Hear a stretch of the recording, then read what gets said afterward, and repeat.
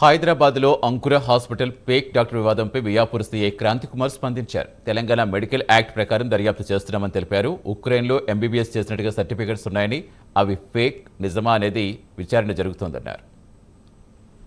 నకిలీ సర్టిఫికేట్ని ఉపయోగించుకొని అంకుర హాస్పిటల్ మదినాగూడలో వైద్యం చేస్తున్నాడని చెప్పేసి వాళ్ళ యొక్క పరిశీలనలో వాళ్ళ యొక్క దర్యాప్తులో తేలడంతో దాని మీద కంప్లైంట్ చేయడం జరిగింది. దాని మీద కేసు నమోదు చేసి 25/3/2025 నాడు కేసు నమోదు చేయడం జరిగింది. Telangana medical practitioner registration act ప్రకారం మరియు నేషనల్ మెడికల్ కౌన్సిల్ యాక్ట్ ప్రకారం అదేవిధంగా బిఎన్ఎస్లో వివిధ సెక్షన్ల కింద కేసు నమోదు చేసి దర్యాప్తు ప్రారంభించడం జరిగింది. దర్యాప్తులో తేలింది ఏమనగా తను ఉక్రెయిన్లో ఎంబీబీఎస్ పూర్తి చేశాడు. అక్కడే